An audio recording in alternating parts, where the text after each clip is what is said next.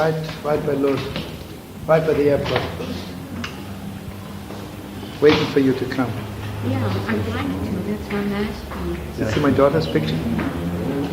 This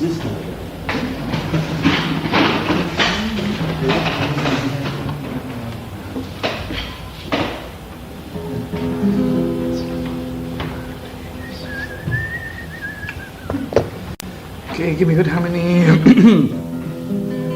Oy vahani bechalecho votachti vahani bechalecho votachti Yogel yogel libi Yeshua sego Yogel yogel libi Bebe Yeshua sego La la la la la la la la La la la la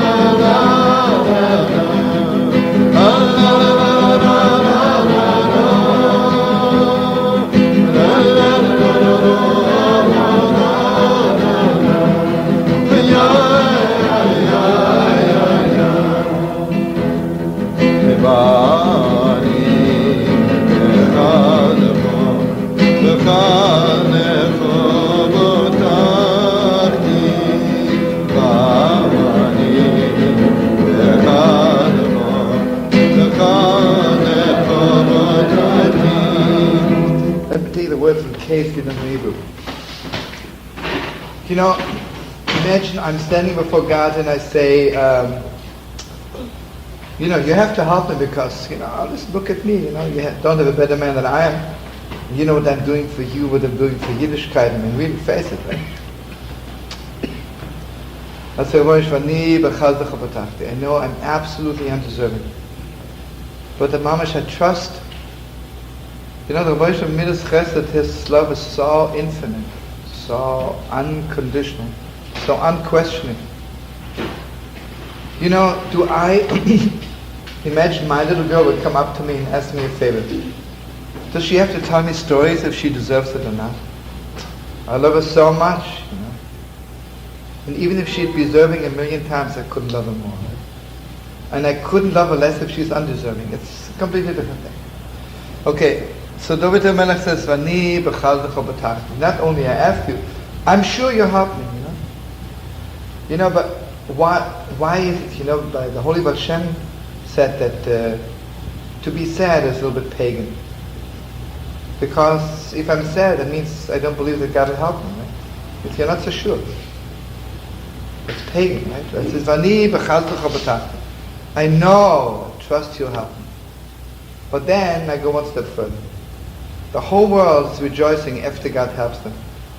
But I rejoice even before. King David was already singing and dancing, not after God helped him. That everybody else can do, right? But then you don't have to be King David. But it says, Yogel, liebe b'shosecha, not only my heart is happy, Yogel, Gila means absolutely like, I'm blown away, I'm blown away because I know that you help me. Anyway, you got to sing the song one more time and put a little bit soul into it.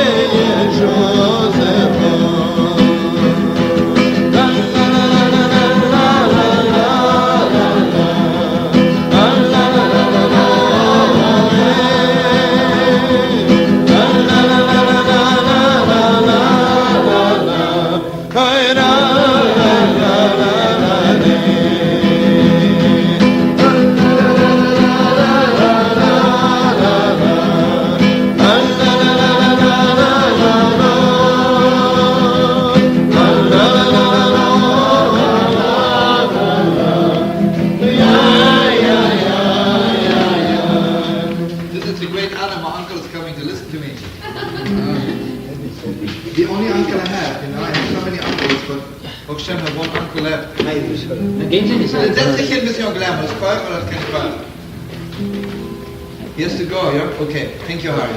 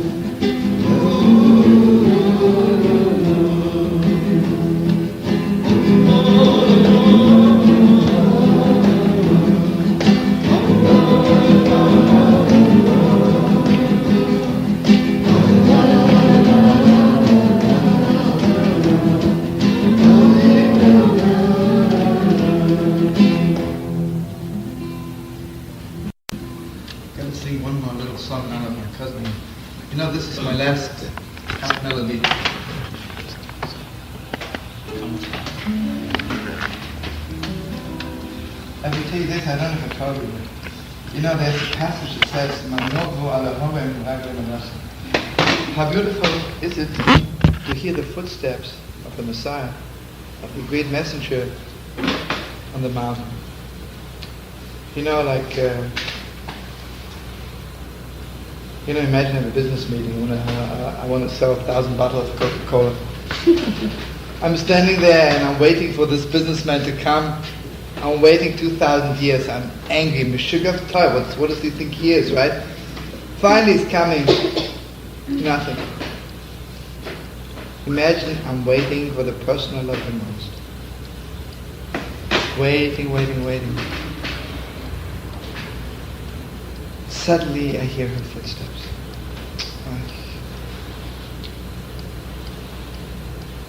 So deep. Unbelievably deep. Can't imagine. This is so deep. You know what happens to me the moment I hear the footsteps? he awaits for 2,000 years with so much agony.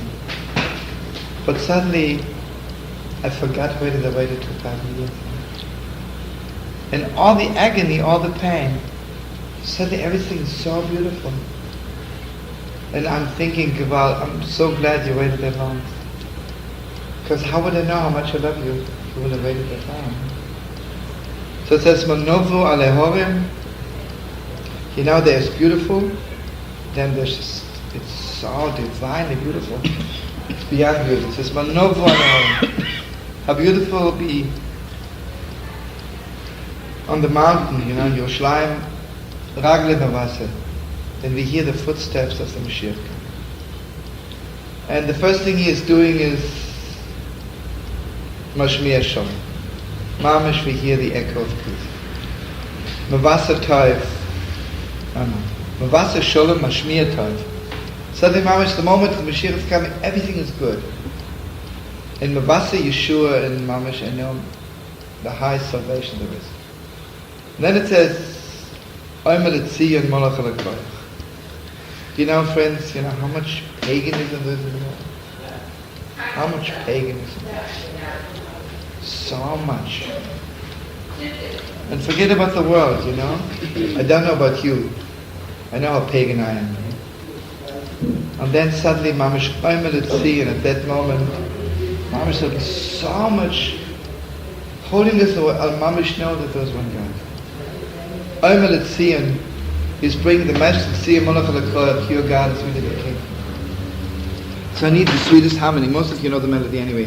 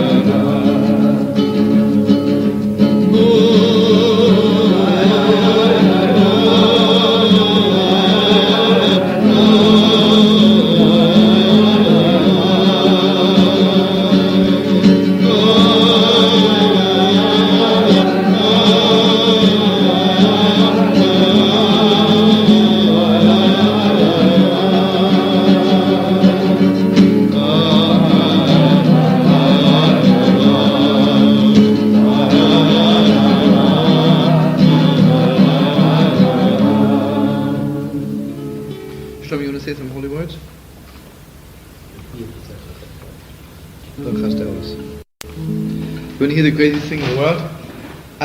This is a song I didn't sing for a long time.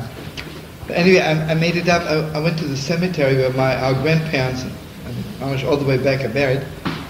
And the greatest thing in the world, I jumped on the train, you know, and this melody was going on in my head. And I asked the little German boy, you know, to hold me the mic.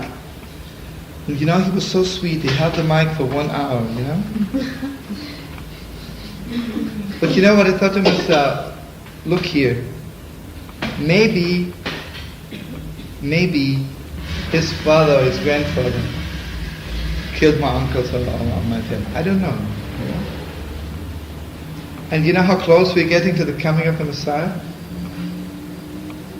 That this little boy is holding the mic while I'm singing the Zoicha Chas Le'ovus. Now listen to this, this is not the end.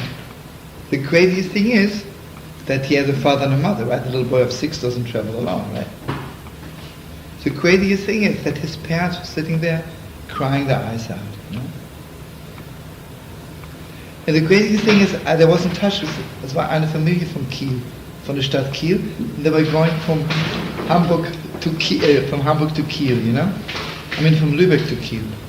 And I was in touch with them for a long time. And they also had a boy of 17. And later on I met him in Holland in the summer, and unbelievable.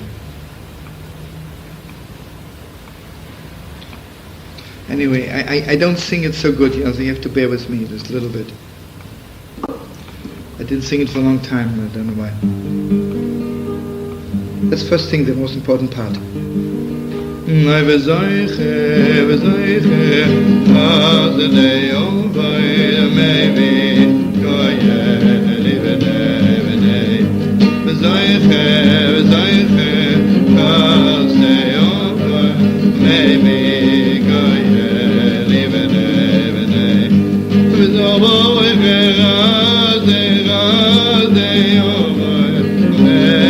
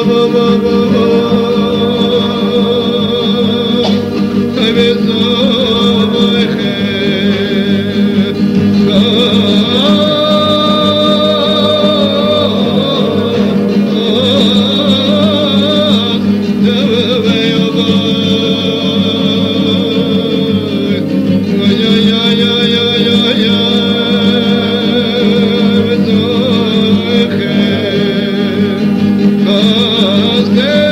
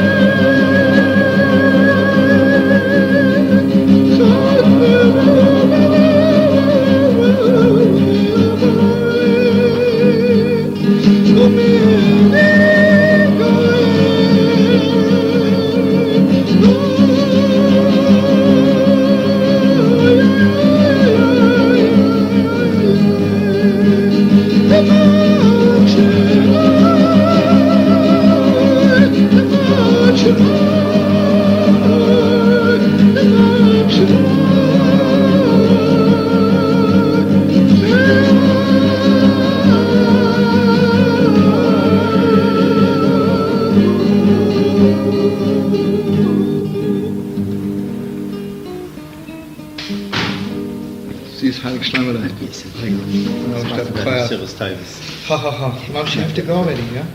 Okay, Shlomo, thank you so much for coming. I'm saying it on Shlomo. Please. It's sweet like sugar. Take a bench. I'll speak to you. Okay, thanks.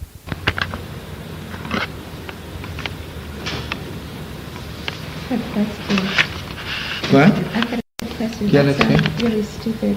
That's the only way to be. But when we're in we read the Torah in Yeah. and it said Balaam and Oh, this Shabbos, you mean? yeah. Yeah. And it said that Hashem came to him in dreams and said, And okay, asked him. if these guys tell you to come with Yeah. them, then go with them, and said, but do what I say. Yeah. So Balaam went, and Yeah. then God was really angry. Yeah. But he went, so how come he was angry if he said it was okay? Why is this the deepest question in the world, you know? It was what? I didn't hear that. To ask the deepest question in the world. You see what it is, like... you see what it is, that these are the deepest steps there is. Shabbos, Yontif, what's going on? אתם עוזבים אותנו כבר? כמה זמן אתם שומעים באמריקה? וככה אתם חוזרים. אז מתי אתם באים למושב? תבואו פעם לשבת, יא? ב-16 ליולי יש לי חתונה גדולה במושב. אז תבואו, יא? אוקיי. תודה רבה לכם שבאתם. It's my cousins, you know? They're sweet like sugar. What? My mother's side, yeah. Yeah. My cousin Shlomo is on my father's side. Okay, Chabad, let me answer Sadia fast. You see, basically, the truth is, we have to learn the whole Pasha of Balak and Bilam, you know? You have to know the whole story of what was going on there, you know? But, what you know the deeper steps? What is mostly our problem? All of us. Okay, forget about you, I know my problem. Deep, deep down we think we can fool God a little bit. We can get away with something, right? Or we think the accountant there doesn't write everything down. Or we think maybe God is skipping a few pages. Or we think maybe God is just busy at this moment with traffic on 42nd Street. You know, what's the first thing of a Jew? First thing of a real servant of God? I have to know that Mamish, God is looking at me constantly, right?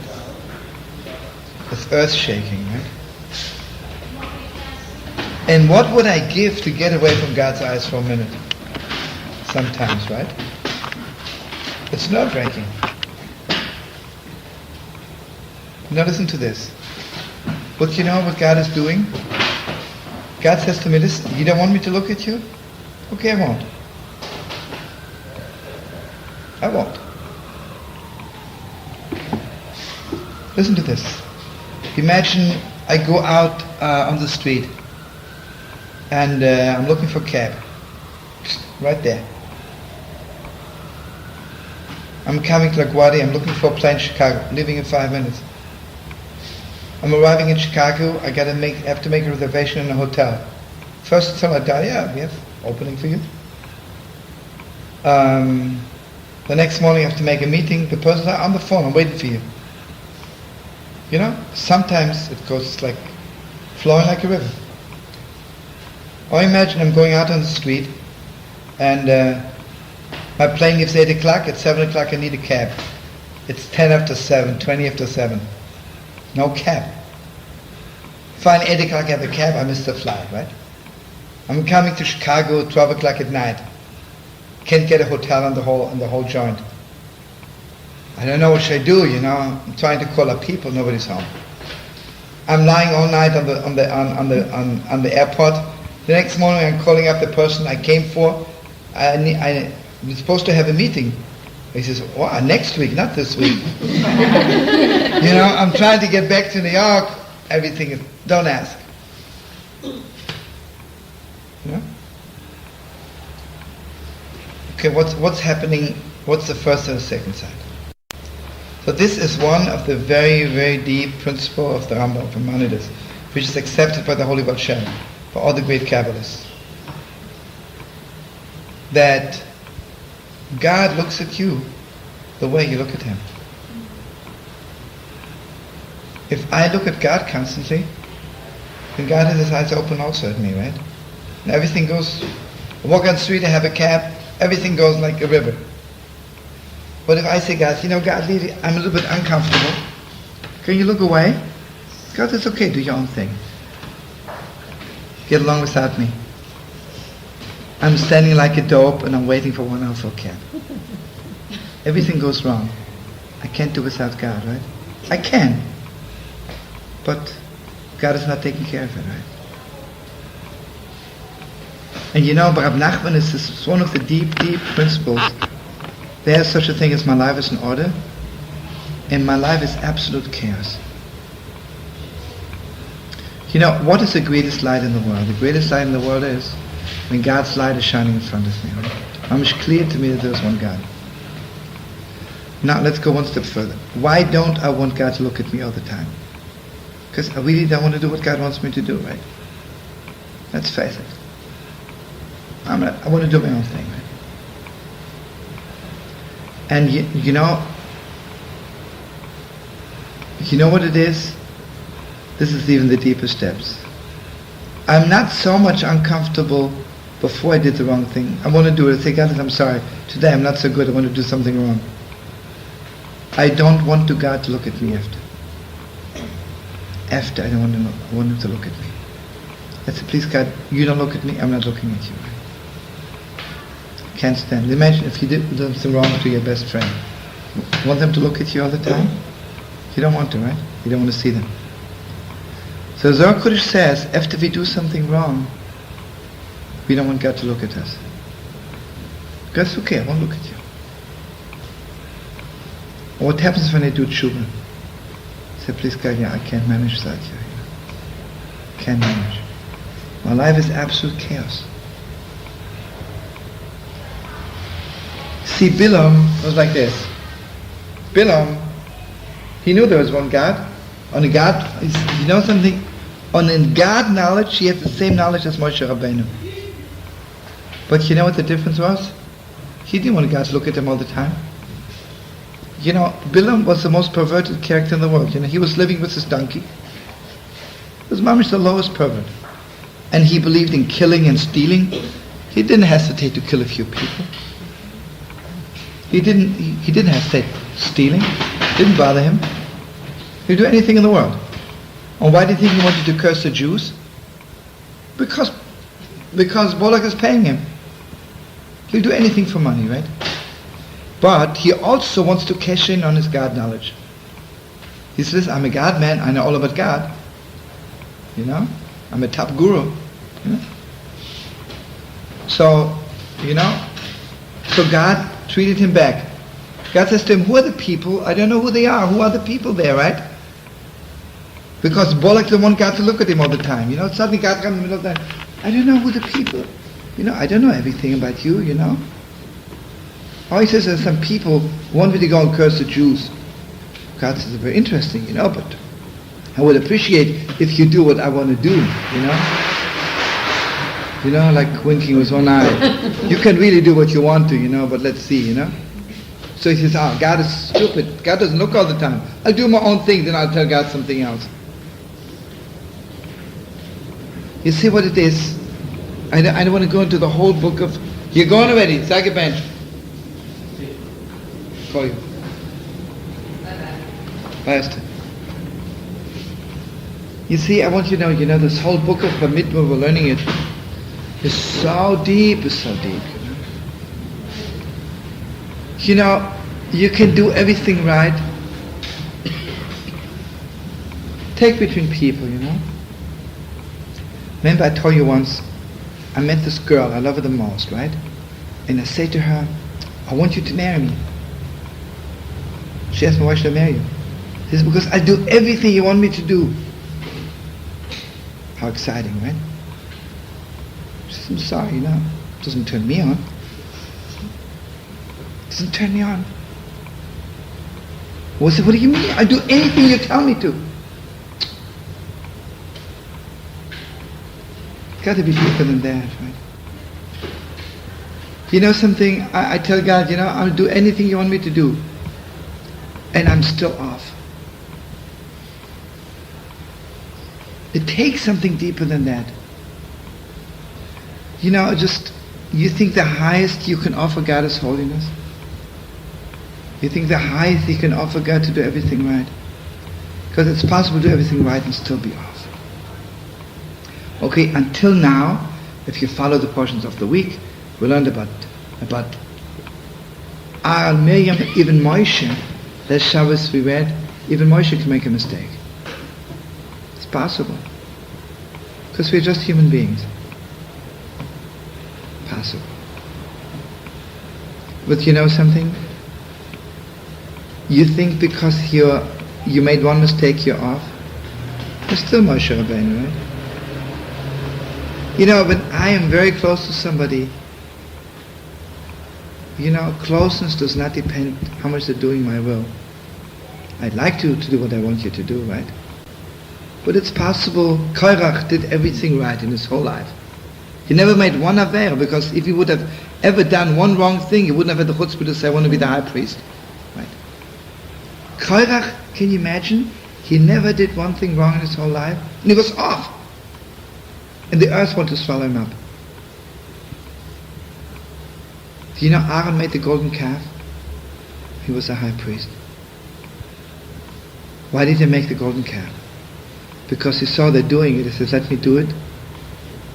And if someone does wrong, let me do it for them, right? Everybody's ready to go to heaven. Are you ready to go to hell for somebody? No? Aaron, without getting involved in the whole story, Aaron made the golden calf in order to take the sin off of all of Israel. God says, you're ready to go to hell for somebody? You're ready to do wrong for somebody else? You really love them that much? You're the high priest, right? Now we come to Bilam, right? Bilam has all the God knowledge there is. He doesn't know anything about God. He doesn't know anything about God. I can write 15 books on theology, be a preacher for God from here till Mashiach's coming, and I don't know the lowest thing about God. What's the name? Bilam does not know anything about the Rabban Shalom. And he has clear prophecy. He sees from one corner of the world to the other. And it's nothing. Do you think I'm turned on when someone tells me I have visions, perform miracles? Damn your miracles. Do you think I'm turned on by miracles? It's not because you perform miracles, Mazel Tov. Who cares? Do you think I'm a Jew because I saw some miracles? I'm a Jew because I heard God's voice, because God spoke to me directly. God says, I'm the Lord your God. Listen to this. I think I told you once, when I was just came out from a yeshiva, while I was in yeshiva, I was absolutely not in this world. It means it had nothing to do with the world, I was learning in Lakewood for 6 years. Like for me to come to New York was like to go from paradise to hell, I would be up all night before to give myself strength. I would come in the morning, do my thing, and come back the same night and be up all night the night later after that learning to make up for the time. And I was mamish, okay, then, so my father had a heart attack, I had to be in New York. So I thought, this is my chance. I want to see what the world is doing. And I did something stupid, but I did it. I got myself a paper from Rab Ar, that I'm have a good head. And I went to Columbia, and the woman there, who was, by the way, she was the head of the League for the Arab Refugees. She's the biggest anti-Semite in the world. But every anti-Semite likes one Jew. Have you ever noticed that? Anyway, I was her Jew, to make up all the sins. She liked me, and she put me right into graduate school, because I didn't. Anyway, stupid. Okay, and I'm in another world. It's unbelievable, Anyway, it was a summer session. Summer session much more closer to people than in the winter. I learned a lot. Anyway, one day I'm walking into the Jewish student society, whatever it's called there. How's it called? Menorah, Hillel or something? No, not in Columbia University, it's not Hillel. Menorah or something. This is the first time I walked in there, and the first time I meet those kind of kids, so-called intellectuals, who don't know exactly what a Jew is all about, and this Reform rabbi gives the biggest speech ever since the creation of the world. He says, I'm just coming back from Cincinnati. You have to realize today I'm like a little bit, I wouldn't say more open, but okay, I'm not putting my syrup on this rabbi. That time I came out from the yeshiva, I was burning up. I knew what a Jew was supposed to be, right? And this Reform rabbi, he says, I'm coming back from a convention, and our theme was God. I mean, blow your mind, right? He says there were 923 rabbis discussing God. And and now listen to this. He mentioned Nietzsche, he mentioned Kant, he mentioned Hegel, he mentioned the Reader's Digest, and he also mentioned Psychology Today, let's say, and also Playboy, the last page, don't take me wrong, and I mean, he's a rabbi, right? And what else? And what else? That's it. And they discussed a mature concept of God. That we Jews have such an immature concept of God, meaning the religious Jews have an immature concept of God, and the Reform rabbis got together and they want to give a real mature concept. I'm burning up there. Am I supposed to jump at his throat? Am I supposed to knock him off? Am I supposed to take some cold water and pour it over his head? I didn't know what to do, but in the meantime I didn't do anything. This rabbi there, Rabbi Hoffman, saw me for the first time, and everybody was talking, and I was afraid to open my mouth, because if I opened my mouth I have to knock him off. Didn't say anything. But he must have sensed. Later on we became good friends. He was like a super Reform rabbi, but he was a sweet Yiddler, Anyway, he says, I see for the first time a young rabbi here. He says, aren't you studying to be a rabbi? He says, yeah, I'm a student in Lakewood in the yeshiva studying to be a rabbi. He says, would be very interesting, he says, would be very exciting. A Reform rabbi and a future Orthodox rabbi, I said to him, listen brother, I'm afraid it'll be more exciting than you would like it to be, but I says, as the Reformer, what's your name? Rabbi Cohen. Let's say Rabbi Cohen, I says, before I begin even to talk, you have to promise me that you forgive me for whatever I say. And I mean it. It's okay, I forgive you. He says, my friend, will you be very, very angry if I call you Mr. Cohen and not Rabbi? Because you're not a rabbi. You're not a teacher. Maybe you're a good man, but you can talk about God to us Jews and not say one great Jew who thought about God, only Hegel, Nietzsche, Kant. He says, it so happened that I know about Yiddishkeit on my own, but imagine I'm a student and I'm coming in to hear something about Judaism, and all you have to give me Nietzsche. If I want to hear Nietzsche, I go to a philosophy class. Oh, I forgot one thing. He mentioned Rabbi Akiva, and he laughed. I said, listen brother, you are laughing at Rabbi Akiva? Are you out of your head? I'm sure you can't even read Hebrew properly. You can't read one page in the Talmud. I mean, who are you? Is he a nothing? Says, Gewalter, you off. I said, I'll tell you something. You better go home and pour out your heart before God. That God shouldn't lie to you what God is all about. I said, do you think I'm impressed because 923 rabbis, rabbis, whatever you call themselves, talking about God? So you should be afraid to take the word God in your dirty mouth. I said, I'll tell you something. I have very good advice for you. You better go to Meir Shorim. You go to Israel. And the first little boy with long payas may not be your type of a Jewish boy, but he looks like our forefathers. He looks like a real Jew. He looks like a Jew of Abraham, Isaac, and Jacob. And he's 3 years old. He has no PhD. He never went to Columbia University. And you'll ask him, what is God? And this little boy will close his eyes. He'll put his hand over his eyes. and he will yell from one corner of the world to the other, Shema Yisrael Hashem Elokeinu Hashem Echad, God is one. And I swear to you that this little boy knows more about God than you and all the 923 rabbis. It so happens, this was my first public speech after the Kimmel Yeshiva. I want you to know, first of all, I had a standing ovation. Do you know something? Listen to this. After my speech was over, I walked up to the rabbi and I kissed him, you know. You know, he broke down crying. He started yelling on top of his lungs, Shema Yisrael Hashem Elokeinu Hashem Echad. You know, I really touched him. He says, Shlomo, I want you to know, all the talk I gave is not for real. Inside I'm burning up, you know. It was unbelievable, you know. But you see, this is Moshe Rabbeinu, who's kind of a Jew, right?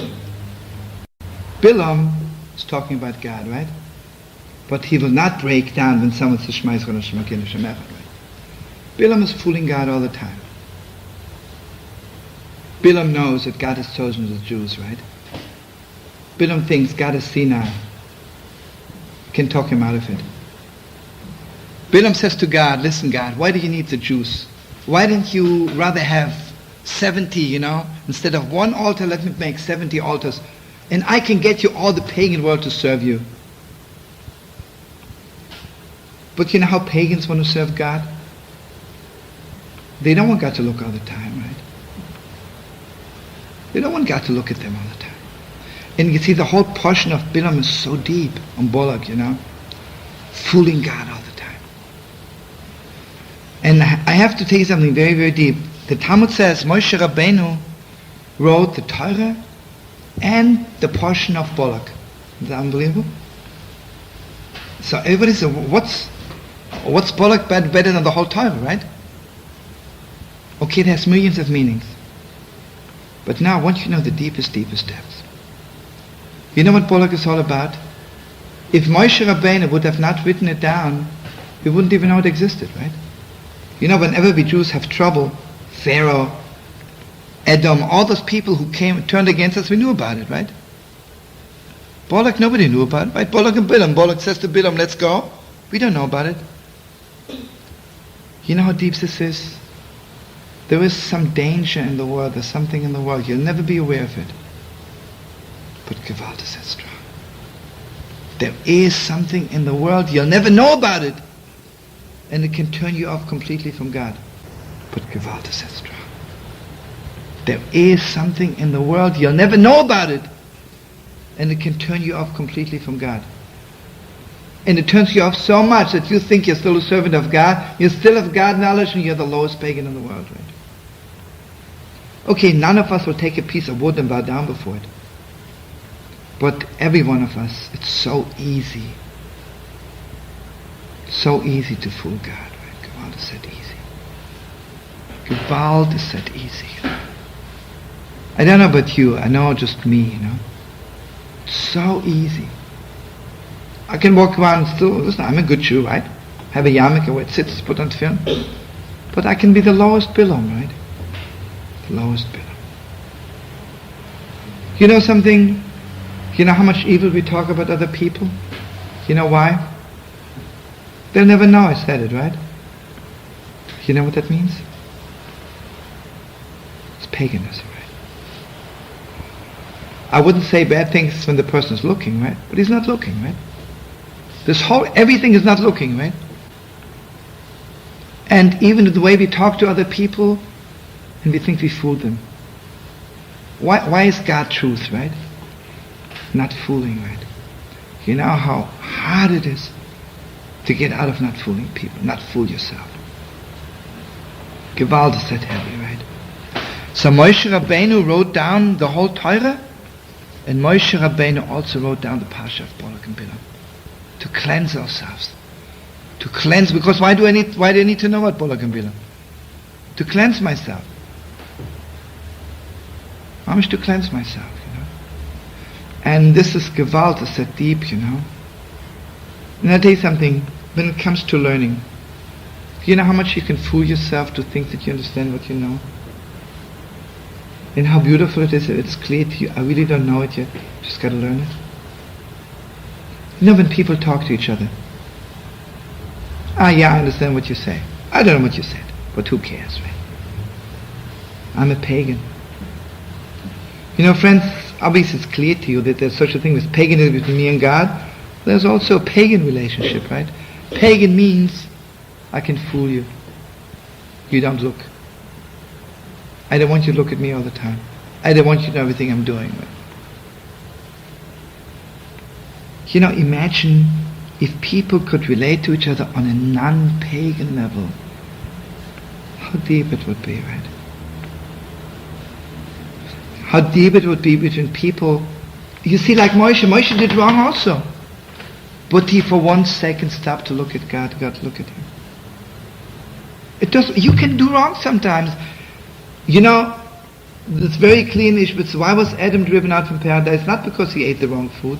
Because he was hiding from God. Why were you hiding? You don't trust me enough, you can tell me you did wrong? You know, if Adam would have eaten the forbidden fruit, then he would say to God, you know, I'm sorry. God says, listen, I know you're a human being. I never expected anything else of you. And you only learn by mistakes. You know, the Gemara says, and Odom Oimed al Divrei Torah al Ken Nichshel, the deepest knowledge comes from mistakes. You don't learn until you make mistakes. So it's good. It's okay. It's 100% okay. But why are you hiding?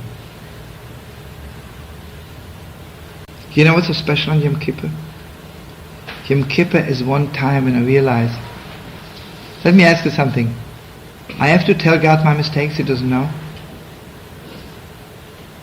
But you know what the deepest depth is? Like I'm turning the clock back. And I said to God, you know something?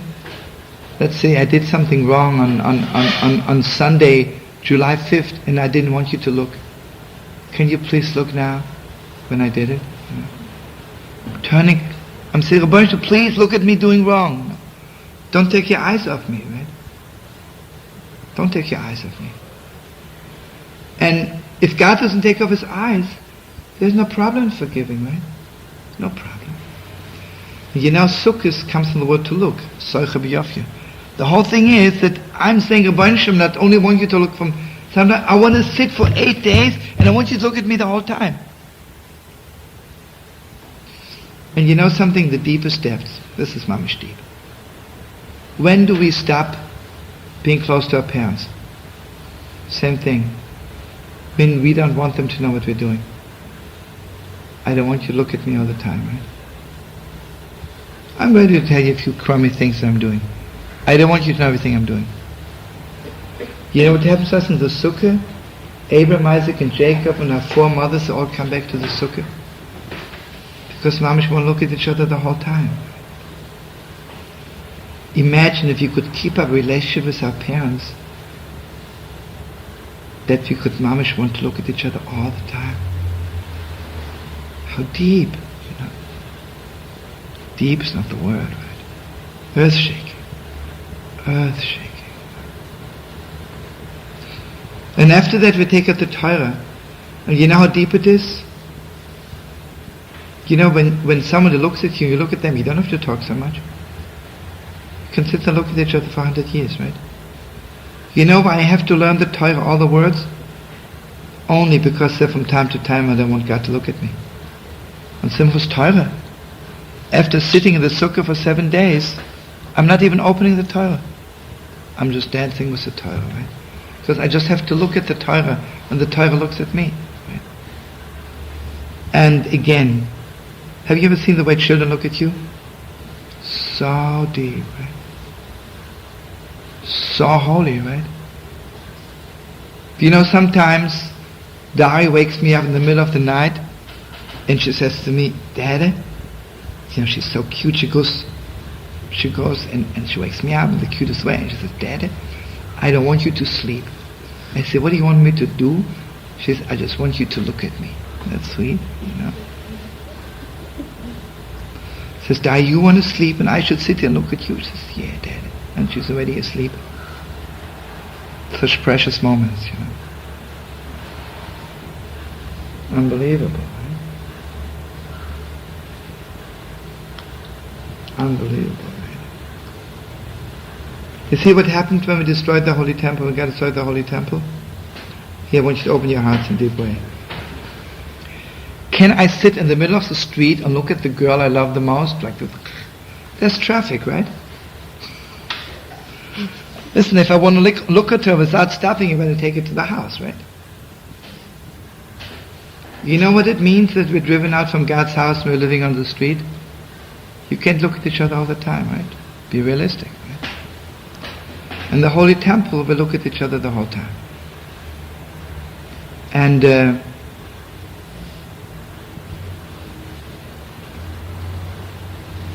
I don't know if it's even for Tisha B'Av, I just want you to know one thing.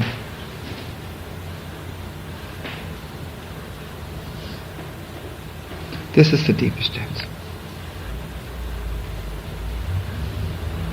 Imagine this girl, I loved her the most, right? Suddenly we had a fight, we don't look at each other anymore. How am I going to fix it? So listen to this. Got to open your hearts in the deepest way. I said to her, listen to me. I wish you could look at me all the time. But I don't know where you are. But whenever you want to look at me, here's the key to my house. You can come in any time. I'm always ready for you to look at me. Do you know what happened the last second when the Holy Temple was destroyed? Don't know if you remember it, I told it to you 100 times, some of you. All the young priests got together, and there was a balcony in the Holy Temple. The Holy Temple was already burning, but they didn't leave the Holy Temple. They were standing on the balcony. And the high priest was with them. And the high priest had the key to the Holy Temple. And Mamash, at the very, very last second before this balcony just fell in, he said, God, we were guarding your Holy Temple to the very last second. From now on, you have to guard it. And he threw the key up to heaven. And they saw a hand coming from heaven and taking the key. You see, this is so deep, so deep, so deep, so deep. And, I always tell people that the mezuzah is like throwing up the key to God, at the door. God, I'm giving you the keys to my house,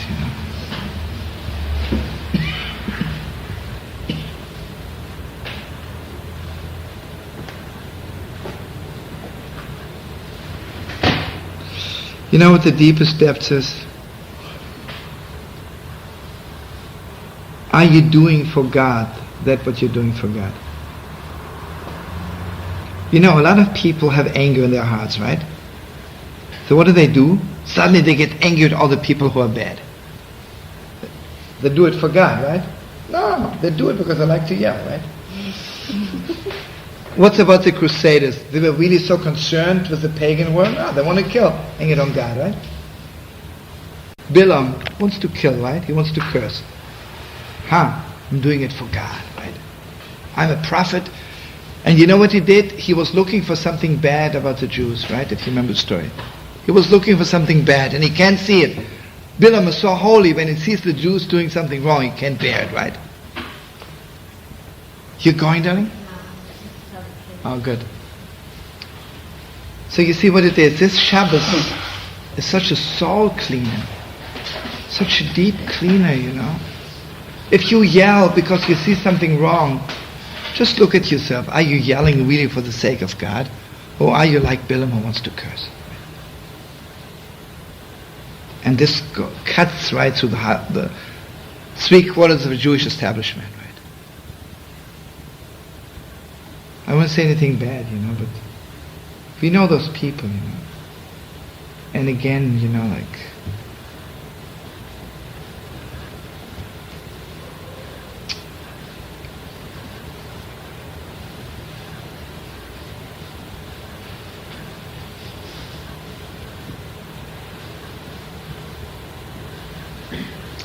when you meet those non-Bilam people, those real non-pagan people, it's so beautiful, right? You talk to them straight, they talk to you straight, right? And when you meet those Bilam people, everything is perverted, right? Everything is perverted. Nothing is straight, right? Everything is, while I'm looking at you, don't look at me, right? While I'm telling you the truth, just remember I'm lying, right?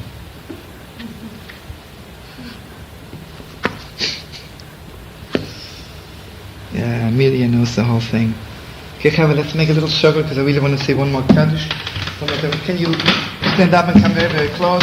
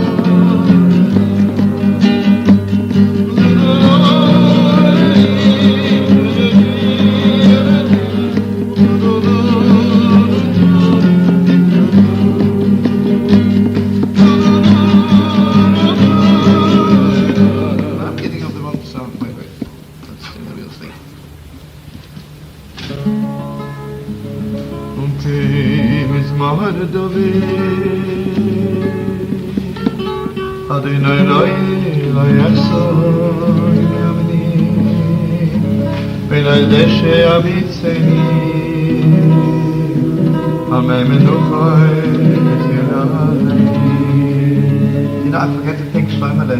I forgot to thank you before, when I wasn't sure. Didn't see you. I mentioned everyone who's keeping the shul alive, and you're the one who keeps it most. Mama Steve was my mother's right hand all the years, I must really thank you a million times, brother.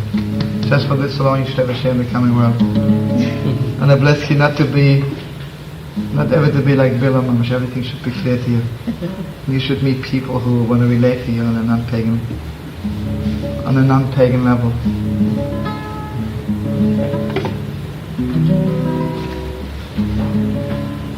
Sometimes you meet a person and ask them, what's your name? And they say, what do you ask? So why not? Tell me. Okay.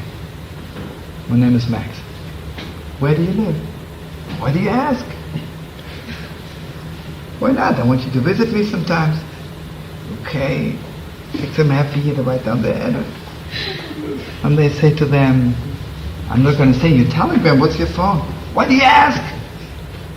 Oh, what do you think I'll do with your phone? I'll sell it. But you know what their problem is? This pagan perversion, right? Pagan perversion. So you meet a person, everything is so straight, so sweet. And again, the acid test is always, if it's straight, is how do children react? That's the acid test, because children don't know how to lie, right? You ask a child, what's your name? To tell you, right? Not always. No, because they're ashamed to talk, that's something else, But not because they don't want to tell you. Like Dari doesn't want to tell her name because she doesn't know yet she thinks maybe I don't say it right. So I say, Dari, should I tell it for you? She says, yes, She wants people to know her name, but she doesn't have yet the courage to say it always on her own, Something else, It's not pagan, it's just still little angels that didn't make it to the world yet. Okay. Psalm of David. The Psalm of David. The Lord is my shepherd. I shall not want. The Lord is my shepherd. I shall not want. They know his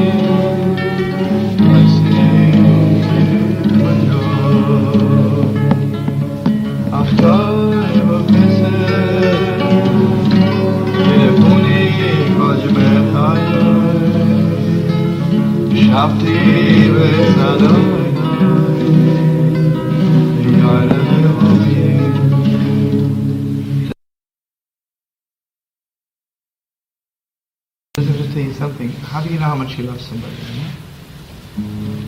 Very simple way. If you look at each other straight, you love each other, right? Such a deep thing, so deep. Means I'm relating to you on a non-pagan level. Because paganism is not true. You know? It just doesn't exist. Right? It's just an illusion. And you know, I tell you something, I travel all over the world, I'm sure you too. And I'm invited to people's homes. You don't even have to watch the way they talk to each other. Just, the husband walks through the door, the way they say hello to each other. Do they look at each other for 1 second longer? Or say hello. Have another thing which is very important to me. You know, when a husband and wife say hello to each other, do they talk soft or talk loud? When they talk loud, nothing between them, right? No secret. They talk soft,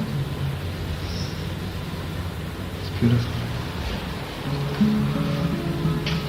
You know what the difference is? God wants us. Do you know that the high priest and the holiest, how much noise he made? How much noise did he make? Even the angels couldn't hear anything.